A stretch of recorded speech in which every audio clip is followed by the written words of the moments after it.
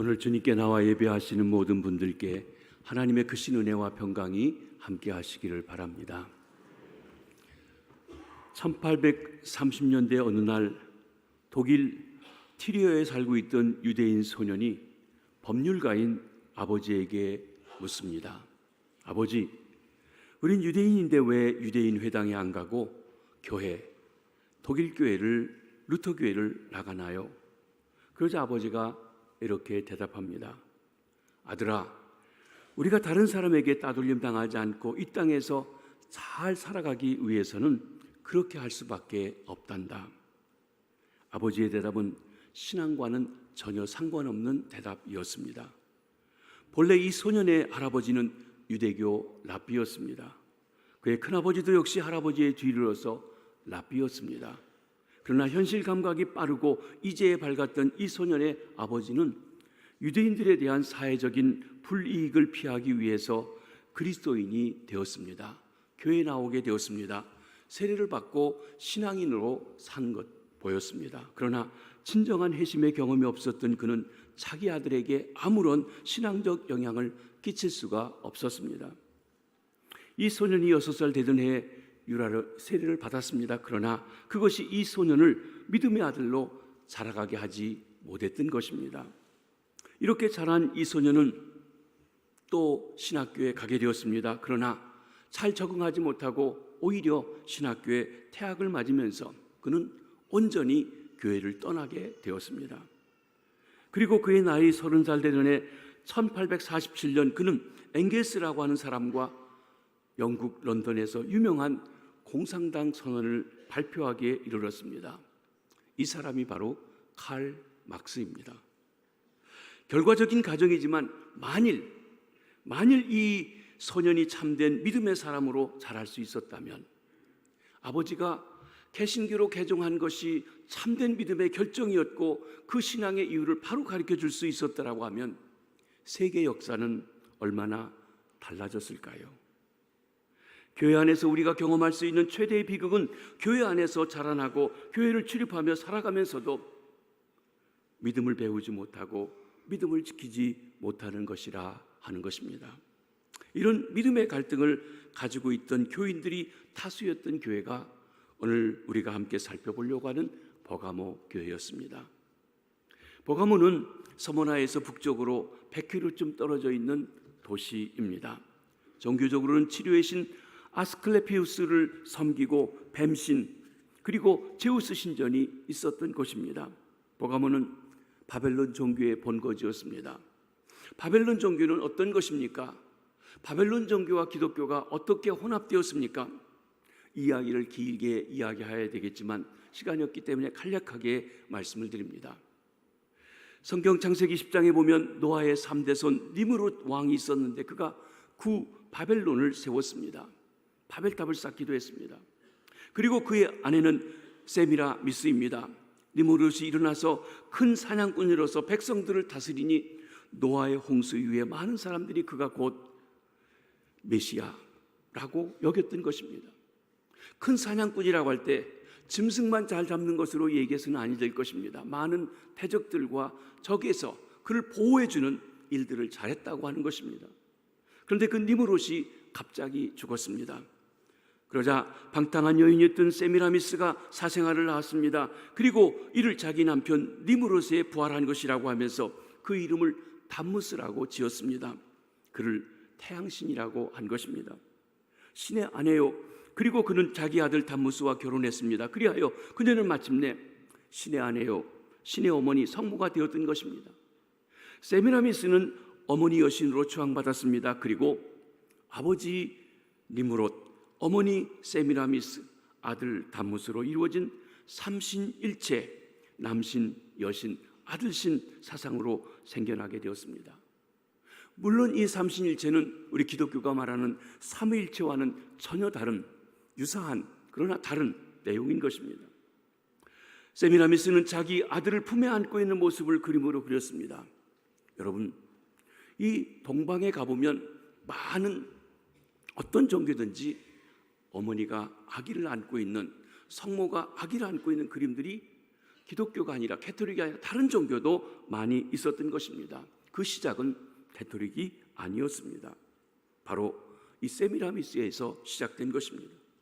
이 성모가 아기를 안고 있는 상을 섬길 때 특이한 사냥꾼, 즉 메시아가 니무롯이 그들을 지켜주시고 보호한다고 하는 사상인 것입니다. 당시 바벨론 종교의 조직은 오늘날 캐토릭에서 볼 수 있는 교황, 주기경, 대주교, 주교, 신부의 직위가 있었습니다. 기독교 역사에서 기독교가 이 바벨론 종교가 많은 사람들에게 퍼져 있는 걸 보고 혼합하게 된 과정들이 있었습니다. 여러분, 오늘날 캐토릭 교회는 예수님보다 예수님을 품에 안고 있는 성모 마리아를 더 섬깁니다. 기도도 성모 마리아에게 합니다. 하나, 예수님은 너무 어려워서 어머니께 하면 어머니가 아들에게 얘기할 때 아들이 엄마 얘기를 잘 들어줄 거라고 하는 그런 이야기이기도 합니다. 그래서 그들은 우리가 주여 삼창을 할 때 엄마, 엄마 하면서 엄마 삼창을 하는 일도 있는 것입니다. 성모는 무죄하다. 성모는 우주의 어머니다. 신의 어머니다. 성모는 죽음을 보지 않고 승천했다. 지난 8월 15일 캐톨릭에서는 성모 몽소 승천일을 지킵니다. 성모가 죽지 않고 하늘로 올라갔다. 어떻게 예수님께서 자기 어머니를 죽음을 보게 했겠느냐라고 하는 인간적인 그런 사변에서 나온 교리인 것입니다. 이런 것들이 바로 바벨론 종교, 즉 사탄의 회의를 받아들이고 혼합된 그런 모습인 것입니다. 교회 역사에서 보면 중세 교회, 캐톨릭 시대, 그 시대가 바로 이런 모습을 보여주고 있습니다. 많은 일을 했습니다. 화화찬란하게 교회도 짓고 문화를 발전시켰습니다. 예술도, 음악도, 미술도, 문학도 기독교적이었습니다. 그런데 교묘하게 바벨론 종교와 혼합되어진 모습을 가지고 있는 시대이기도 한 것입니다. 버가모 교회는 계시록 외에는 나타나 있지 아니합니다. 잘 알려져 있지 않았습니다. 그러면 이 버가모 교회에 나타나신 예수님의 모습은 무엇입니까? 이 교회와 어떻게 지금 다루고 계십니까? 우리 12절 말씀을 한번 같이 보시겠습니다. 시작. 버가모 교회의 사자에게 편지하라. 좌우의 날선 검을 가지신 이가 이르시되. 주님은 좌우의 날선 검을 가지신 이로 나타나십니다. 먼저 좌우의 날선 검은 하나님의 말씀을 의미하고 있습니다. 하나님의 말씀은 예리하게 우리의 모든 것을 분석하는 힘이 있습니다. 히브리서 4장 12절 말씀을 함께 한번 보시겠습니다. 시작. 하나님의 말씀은 살아있고 활력이 있어 좌우의 날선 어떤 검보다도 예리하여 홍과 영과 및 관절과 골수를 찔러 쪼개기까지 하며 또 마음의 생각과 뜻을 판단하나니. 예수님은 다른 정복자들이나 왕이나 통치자들과 달리 칼이 없으십니다. 그러나 말씀의 칼을 가지고 계십니다. 성령의 검, 곧 하나님의 말씀은 무엇보다도 예리하신 것입니다. 예수님의 입에서 나오는 모든 말씀은 인간의 부패한 마음을 해부하고 충성되지 못한 신앙인과 불신자들을 물리치실 것입니다.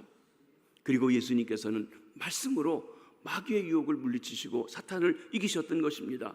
그 말씀, 성령의 검을 가지고 교회를 보호하시고 성도들을 인도하신다고 하신 것입니다. 그 말씀으로 교회 안에 혼잡한 모습을 심판하시고 기준을 세우시겠다고 하신 것입니다.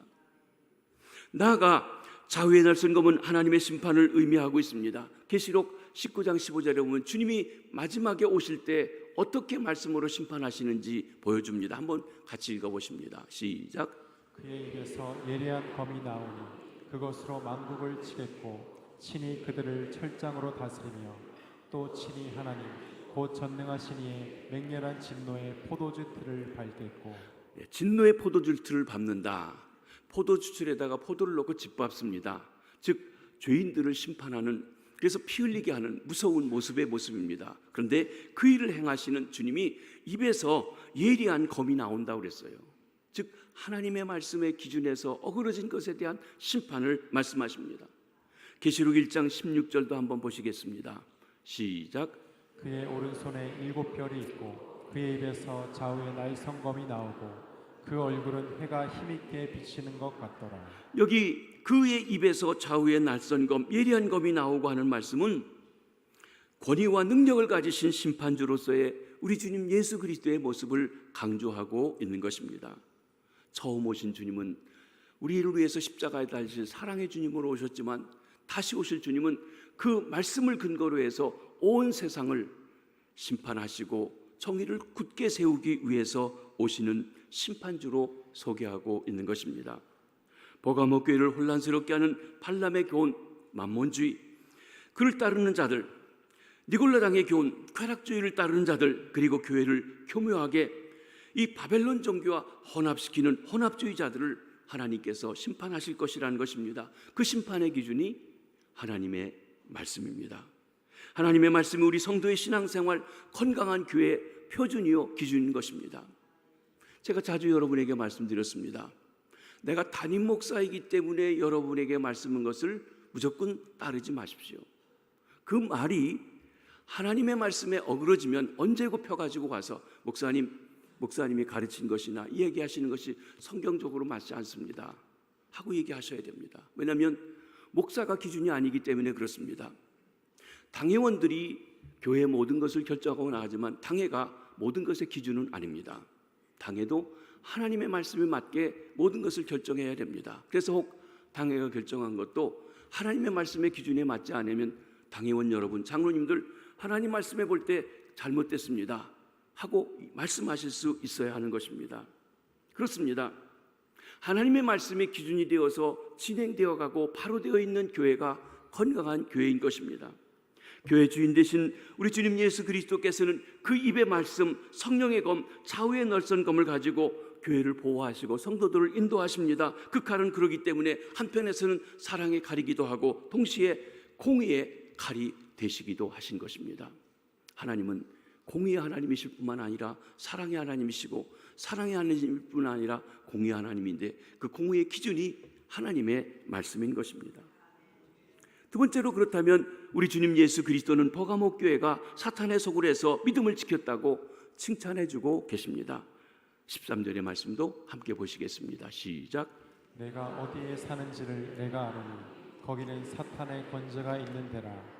내가 내 이름을 굳게 잡아서 내 충성된 증인 안디바가 너희 가운데 곧 사탄이 사는 곳에서 죽임을 당할 때에도 나를 믿는 믿음을 저버리지 아니하였도다. 주님은 버가모 교회 성도들이 신앙생활하기 어려운 환경 가운데 있다는 것을 아신다고 말씀하고 있습니다. 내가 어디서 사는지 내가 안다. 이것은 버가모 교인들이 지금 처해 있는 이 종교적인 분위기, 정치적인 분위기가 어떤지를 주께서 아신다는 것입니다. 버가모가 황제 숭배와 온갖 우상 숭배의 중심지였기 때문에 그들이 바른 신앙을 지키고 복음으로 살아가기 위해서 많은 고난을 당하고 역경을 당할 수밖에 없는 상황이라는 것입니다. 따라서 그리스도께서는 그들의 고난을 알고 계신다고 말씀으로 위로해 주십니다. 나아가 사탄의 권자가 있는 곳이라고 말씀하시는데 이는 버가모가 이방신과 황제 숭배를 비롯한 모든 우상 숭배의 중심지였음을 말씀하고 있는 것입니다. 이 말씀을 오늘 우리에게 적용해 보면 우리 주님께서는 김해제일교회 성도님들이 살아가고 있는 김해의 영적인 상황에 대해서도 잘 알고 있다 하신 말씀입니다. 신령님들, 선녀님들, 장군님들 잡순 신배가 그렇게 많을 수 없고 횡행하고 있는 곳입니다. 원불교의 사원도 있고 큰 불교들이 있고 옆에 해성사도 큰 불당을 새로 짓겠다고 하는 계획도 가지고 있고 조상 숭배도 심각합니다. 제가 내년에 김해시 기독교연합 회장이 되면 1세기 가야 하는 기독교 국가에 따른 그 주제를 가지고 세미나를 하려고 합니다. 만약에 김수로 왕이 기독교인이었다고 한다고 하면 그 후손들은 기독교를 믿어야 되는 거죠. 조상신을 섬길 게 아니라는 것입니다. 그렇습니다. 그런데 우리에는 조상에 대한 숭배가 아주 만연해서 기독교 신앙을 갖기가 참 어려운 지역입니다. 이런 상황을 우리 주님께서 아신다는 거예요. 아마 최근에는 이슬람들이 몰려와서 김해를 넘보고 있고 기도처도 세우고 올려오고 있다고 하는 그런 상황에 대해서도 우리 주님께서는 내가 안다 말씀하실 것입니다. 그러면서 주님은 그들이 어려운 상황 속에서도 믿음을 저버리지 않은 것에 대해서 칭찬하십니다. 일부 교인들은 정말 순교적인 각오로 믿음을 지켰습니다. 내가 내 이름을 굳게 잡고 있다. 여기 굳게 잡는다는 말은 현재 능동타입니다. 계속해서 굳게 잡고 있다고 하는 것을 말합니다. 한때 믿음 생활 잘했다가 지금 변질된 것이 아니라 계속해서 그 믿음 안에 어려운 가운데서도 굳건히 하고 있다는 것입니다. 따라서 이것은 여러 우상과 황제 숭배의 강요 가운데서도 그리스도를 따르는 믿음을 저버리지 않고 있음을 보여줍니다. 나아가 본문에는 고난과 순교 가운데서도 신앙을 저버리지 않은 한 사람 안디바에 대해서 말씀하고 있습니다. 더툴리안의 기록에 보면 안디바는 버가모 교회의 명성 높은 감독이었습니다. 그런데 그는 황제 숭배를 거절한 것 때문에 그래서 불에 타 순교하게 된 것입니다. 당시 로마 사람들은 손을 들고 인사합니다. 시저가 큐리오스입니다. 큐리오스가 주님이란 말입니다. 그런데 모든 사람들이 다 손을 들고 합니다. 시저가 큐리오스입니다. 시저가 주님입니다. 시저가 하나님입니다 하고 말입니다. 그런데 기독교인들은 그 인사를 할 수가 없습니다. 아닙니다. 예수가 큐리오스입니다. 예수가 주님이십니다. 예수가 만왕의 왕입니다. 바로 그것 때문에 사람들이 잡혀가 죽고 고문당하게 되어진 것입니다. 이렇게 황제 숭배가 만연되어 있던 시대에 어느 날 로마 관리가 안디바를 잡아다가 황제의 신상 앞에 세워놓고 이야기합니다. 안디바야, 로마 황제 신상에 절하라. 그러자 안디바가 대답합니다. 만왕의 왕 만주의 주는 오직 예수 그리스도밖에 없으니 예수님 외에 내가 절하지 않겠습니다. 그러자 로마의 관리가 노하여 소리칩니다. 안디바야, 온 세상이 너를 대항하고 있는 줄 알지 못하느냐. 무슨 말입니까? 모든 세상 사람들이 다 시저를 향하여 큐리오스라고 주님이라고 하고 있습니다. 여러분, 우리가 예수님을 주님이라고 쉽게 얘기하지만 그 의미는 목숨을 걸 만큼 중요한 것입니다. 왜냐하면 바로 그것이 그분이 전부라고 하는 것을 말씀해 주는 표현이기 때문에 그렇습니다. 안디바가 대답합니다. 그렇다면 안디바는 온 세상을 대항하여 예수 그리스도가 만유의 주인 것을 선언한다 하고 외쳤던 것입니다. 이 말을 듣고 격분한 로마 관리는 놋가마에 불을 달구어서 그 가마 속에 그를 넣고 들들 볶아가지고 죽였다고 하는 이야기입니다. 이와 같이 처참한 순교를 당하면서도 안디바는 예수 그리스도를 부인하지 않았습니다. 아니, 오직 예수만이 큐리오스 주님인 것을 고백했습니다. 그리고 버가모 교회 성도들 중에 이렇게 충성된 증인 안디바가 처참하게 순교당하는 그 상황에서도 믿음을 굳게 지킨 사람들이 있었습니다. 그런 무서운 끔찍한 일을 보면 사람들이 겁을 먹고 두려워하게 되는데 그럼에도 불구하고 믿음을 지킨 사람들이 있었던 것입니다. 그 모든 상황을 주님이 아시고 그런 사람들에 대해서 칭찬하는 말씀을 주고 계신 것입니다. 사랑하는 성도 여러분, 세상이 변하고 혼돈한 가운데서도 믿음을 굳게 지키느라 힘드신 것을 우리 주님이 알아주시는 줄 믿으시기를 바랍니다. 그러면서 주님은 그 버가모 교회 변질된 신앙에 대해서 책망하시고 계십니다. 어떻게 변질됐습니까? 무엇입니까? 14절 15절을 함께 보시겠습니다. 시작. 그러나 내게 두어 가지 책망할 것이 있나니 거기 내게 발람의 교훈을 지키는 자들이 있도다. 발람이 발락을 가르쳐 이스라엘 자손 앞에 걸림돌을 놓아 우상의 제물을 먹게 하였고 또 행음하게 하였느니라. 이와 같이 내게도 니골라당의 교훈을 지키는 자들이 있도다. 여기 예수님께서는 버가모 교회를 향하여 발람의 교훈을 지키는 자들이 있다고 하는 것과 아울러서 니골라당의 교훈을 지키는 자들이 있다는 것을 책망하십니다. 발람의 교훈, 배금주의입니다. 만몬주의입니다. 여러분, 민수기에 보면 이 발락 왕이 이스라엘 백성들을 멸망하게 해야 되는데 방법이 없어서 발람을 꼬입니다. 발람에게 돈을 줍니다. 그리고 이 백성을 저주할 길, 멸망할 길을 알려달라고 합니다.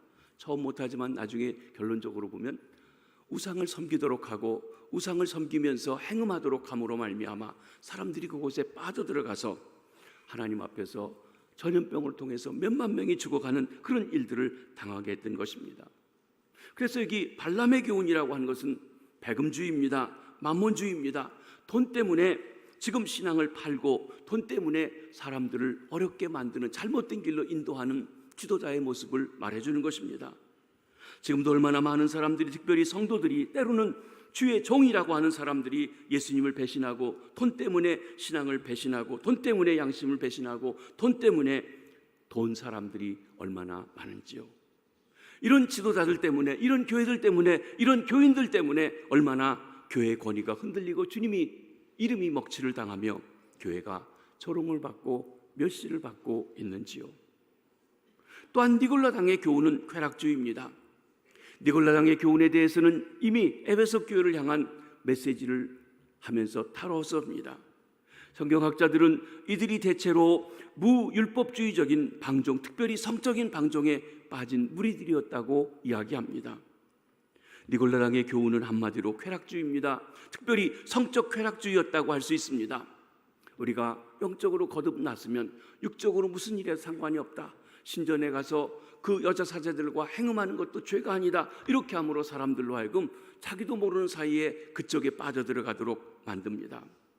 인생에게 적당한 쾌락이 필요합니다. 하나님께서는 우리들에게 나름대로의 쾌락과 즐거움을 주셨습니다. 그런데 하나님의 법을 떠난 방종은 죄인 것입니다. 하나님이 허락하신 범위를 넘어가는 것은 죄인 것입니다. 쾌락은 허용될 수 있지만 쾌락주의는 결코 성경적인 삶이 아닌 것입니다. 이런 잘못된 믿음을 가진 교회에 주께서 경고하시고 권고의 말씀을 주고 계십니다. 16절 한번 보시겠습니다. 시작. 그러므로 회개하라. 그리하지 아니하면 내가 내게 속히 가서 내 입의 검으로 그들과 싸우리라. 그러므로 회개하라. 회개하라는 것은 잘못된 것에서 돌이키라는 것입니다. 그리스도에 대한 신앙을 회복하라는 것입니다. 여러분이 지금 신앙생활하고 가는 길이 주님 중심이요 하나님 말씀에 합한 것입니까? 그냥 내가 오랫동안 했던 습관적인 것입니까? 전통적인 것입니까? 세상 사람들이 다 그렇게 하고 있는 것입니까? 정말 기준이 되신 하나님의 말씀에 올바른 삶을 살아가고 있느냐? 그것으로 돌아오라 말씀하신 것입니다. 특별히 혼합된 신앙에서 순수한 신앙으로 돌아오라고 하십니다. 세속적인 쾌락주의나 만몬주의, 배금주의를 극복하라는 것입니다. 하나님의 말씀으로 돌아오라고 말씀하십니다. 하나님의 말씀이 들려지고 하나님의 말씀이 깨달아지시기를 바랍니다. 그 말씀이 저와 여러분 우리의 행동의 기준, 표준이 되시는 삶을 살아가시고 신앙생활 하시게 되길 바랍니다. 주님의 경고도 있습니다. 그렇지 않으면, 회개하지 않으면, 바른 신앙으로 돌아오지 않으면 내가 속히 가서 주님이 심판하러 속히 임하시겠다는 것입니다. 속히 언제입니까? 여러분, 주님이 정말에 오시는 속히도 있지만 저와 여러분이 주님께 가는 속히도 있어요. 여러분 언제 주님 앞에 가실지 아십니까? 아무도 몰라요. 요즘 평균 수명이 85세 남자, 여자는 90세. 그럼 나도 20년을 살겠네요. 여러분 20년을 살을지 오늘 하루하고 내일 우리가 벗어놓은 신발을 못 신을지 아무도 알지 못합니다. 그런 면에서 우리는 긴급 빈박합니다. 빨리 돌아서야 합니다. 어쩌면 어떤 사람에게는 오늘 이 시간이 마지막 시간, 주님이 주시는 경고의 마지막 시간이 될 수 있다는 것입니다. 그렇습니다. 주님께서 임하심이 급박합니다. 현재 급박하게 임하고 있다는 걸 깨달으셔야 합니다. 내 입의 검으로 그들과 싸우리라. 내 입의 검은 심판의 말씀을 의미합니다. 주님이 마지막 심판하실 때에도 말씀으로, 그 입에서 나온 말씀으로 모든 것을 판단하신다고 말씀하셨습니다. 계시록 19장 15절 말씀을 다시 한번 보시겠습니다. 시작. 그의 입에서 예리한 검이 나오니 그것으로 만국을 치겠고 친히 그들을 철장으로 다스리며 또 친히 하나님 곧 전능하신 이의 맹렬한 진노의 포도주 틀을 밟겠고. 진노의 포도주 틀을 밟으시는 그 일도 입에서 나오는 말씀을 통해서 하신다고 그랬어요. 데살로니가 후서 2장 8절도 한번 읽어보시겠습니다. 시작. 그때에 불법한 자가 나타나리니 주 예수께서 그 입의 기운으로 그를 죽이시고 강림하여 나타나심으로 패하시리라. 데살로니가 후서 2장은 주님이 재림하셔서 모든 것을 심판하실 그 직전에 불법자 적그리스도가 반드시 나타난다고 했어요. 적그리스도의 말에 따라가는 사람들, 이단사설, 그리고 잘못된 교훈을 옳은 줄 알고 따라가는 이들이 많이 있을 거라는 것입니다. 그런데 주님께서 그 모든 것을 그 입에서 나오는 기운으로, 말씀으로 그들을 죽이고 심판하고 그리고 하나님의 역사를 완성하시겠다고 하신 것입니다. 마치 하나님께서 발람의 추종자들을 칼로 심판하셨던 것처럼 민수기에서 여기 우상이나 황제 숭배와 타협한 자들에게도 주님께서 그 입의 검으로, 말씀의 검으로 심판하시겠다고 하십니다.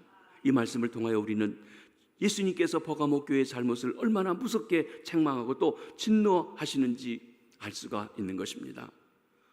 주님의 피로 사신 교회가 이단 사설의 유혹을 받아 넘어가고 주님이 주인이 아니라 적당히 쾌락하고 적당히 돈 벌고 하는 것에 주님을 팔아먹었다고 하면 주님께서 분개하지 아니하시겠느냐 말씀하신 것입니다.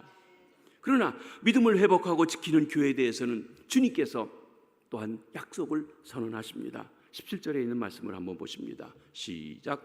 귀 있는 자는 성령이 교회들에게 하시는 말씀을 들을지어다. 이기는 그에게는 내가 감추었던 만나를 주고 또 흰 돌을 줄 터인데 그 도리에 새 이름을 기록한 것이 있나니 받는 자밖에는 그 이름을 알 사람이 없느니라. 귀 있는 자는 성령이 하시는 말씀을 들을지어다. 7교회 매번 나옵니다. 그러게 매주일마다 말씀드릴 겁니다. 귀 있으십니까? 예, 귀 있죠. 그런데 말씀을 듣는데 성령이 하시는 말씀을 듣지 않고 목사가 좀 말도 더듬고 때로는 헛나오고 할 때 그 꼬투리만 잡아가지고 비판하기 위해 듣는 것, 정말 들을 수 있는 귀인지 생각도 하게 됩니다. 사랑하는 성도 여러분, 하나님께서 성령님을 통하여 하시는 말씀이 들려지고 믿어지는 축복이 여러분에게 있으시기를 바랍니다. 그래서 하나님께서 여러분을 애타게 돌이키시는 말씀을 생각하는 것입니다. 하나님은 무조건 심판하시는 것이 아니라 회개의 기회도 주시는 것이에요.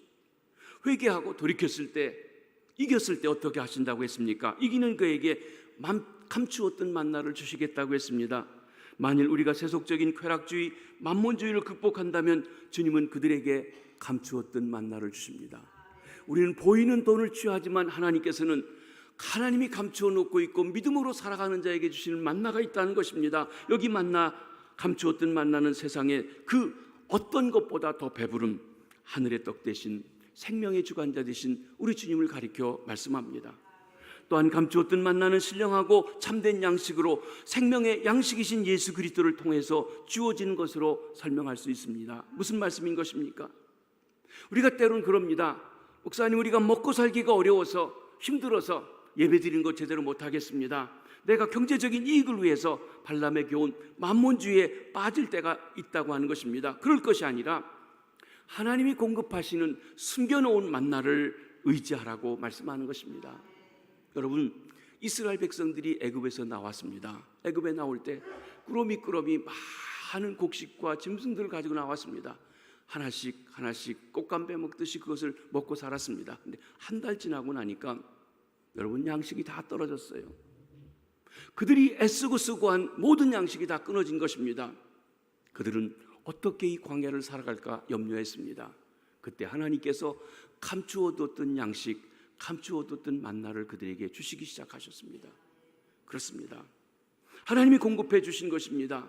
여러분, 때로 현실적으로 주의를 지키기 어려울 정도로 사업하는데, 일하는데 바쁘신 것 이해할 수 있습니다. 그러나 이해했다는 것은 잘한다는 것은 아닙니다. 주님은 말씀하십니다.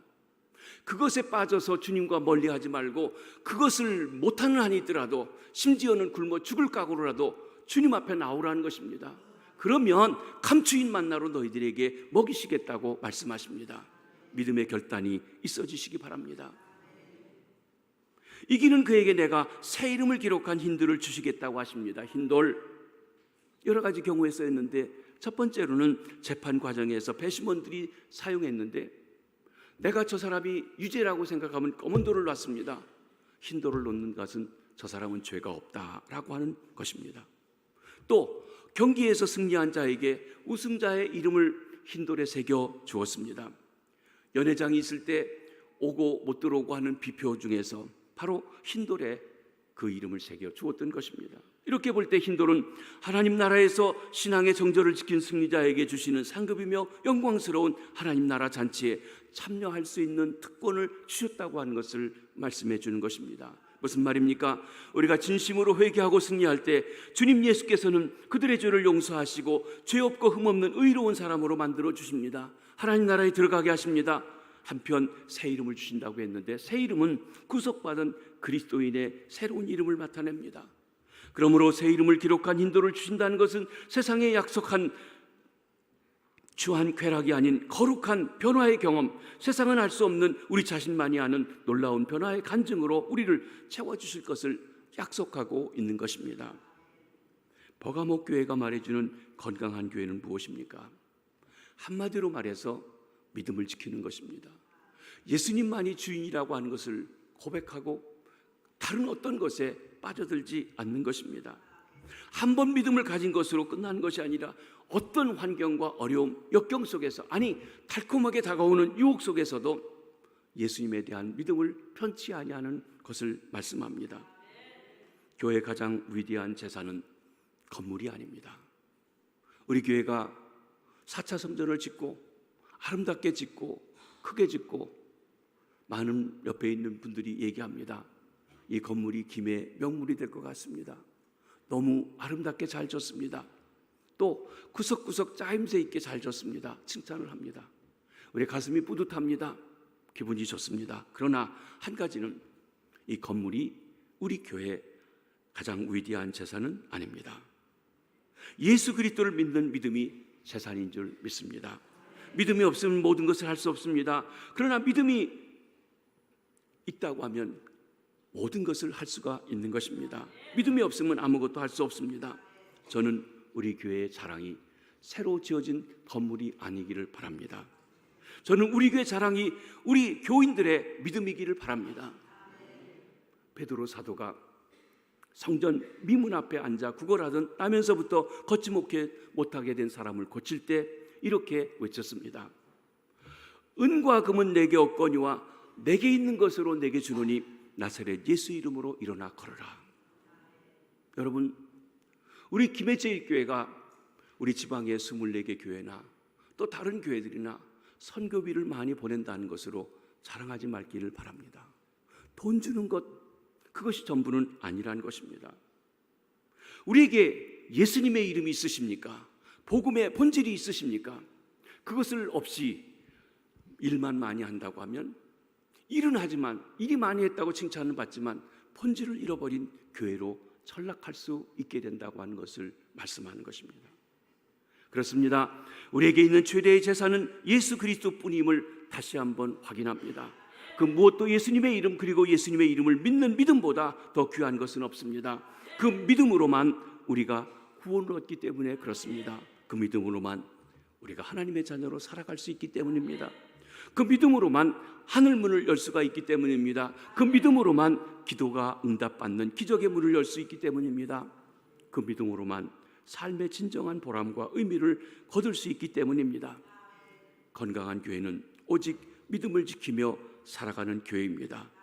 우리 김해제일교회가 믿음 있는 교회, 건강한 교회, 예수님을 자랑하는 교회, 예수님이 살아 역사하시는 교회, 그 주님의 말씀이 우리의 표준이 되고 기준이 되는 교회, 그래서 건강한 교회 되어서 병든 이웃들을 치유하고 병든 세상을 치유하는 아름답고 귀한 건강한 교회 되기를 주의 이름으로 축원합니다. 기도하시겠습니다. 하나님 아버지, 우리 김해제일교회 91주년 동안 사랑해 주시고 함께해